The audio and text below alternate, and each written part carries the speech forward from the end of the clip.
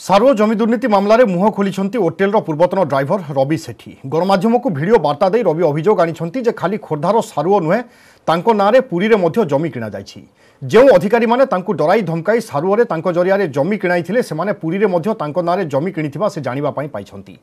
किंतु केतेबेले एवं केमिति सेमाने पुरी रे जमी किणिले ताहा से जानि नाहंती। खोर्धा पुरी भली एकाधिक स्थान में ना जमी किणा जाइथिबारु से भयभीत होई पड़िछंती। एहासह से राज्य सरकार को अनुरोध करिछंती जे सारुओरे तांको नारे जो अनुसूचित जातिर लोकमानंकर जमी किणा जाइछि सेमानंकु तुरंत फेराई दिया जाऊ। बैजयंत पंडा एवं जगी पंडा को रवि प्रश्न करिछंती जे ओडिसा रे कोटी कोटी टंका रोजगार करुथिले मध्य तांको भली गरीब अनुसूचित जातिर लोकंकु काहेकि व्यवहार कले, काहेकि सेमाने गरीब लोकंको जमी हड़प कले। मुख्य अभियुक्त बैजयंत पंडा एवं जगीमंगत पंडांको विरोध में कार्यानुष्ठान पाई रवि सरकार को अनुरोध करिछंती।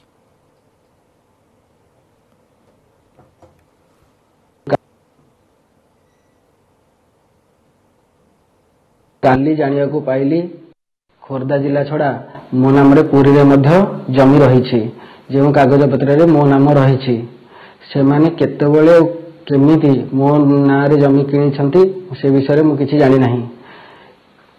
पूर्वरु अभियोग करिथिबा जमी छड़ा से माने विभिन्न स्थान रे एकाधिक जमी किनिछंती जहा सुनी मु बहुत भयभीत अवस्था रे रही। मु सरकार को अनुरोध करूछि जे मो नाम रे जो गरीब हरिजन मानकर जमी किणा जाइछि सेमानंकु तुरंत फेराई दिया जाऊ।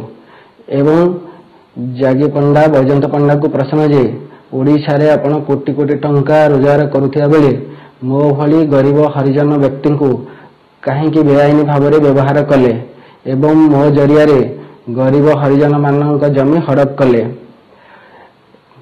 एवं सरकार को मोर की अनुरोध जे जो गरीब हरिजन मानकर जमी को चंचकता करी साग माछ दर रे बेआईन भाव में जमी किणा जाइछि मुख्य अभियुक्त बैजयंत पंडा जागी पंडा काहेकि कार्यानुष्ठान निया जाऊ।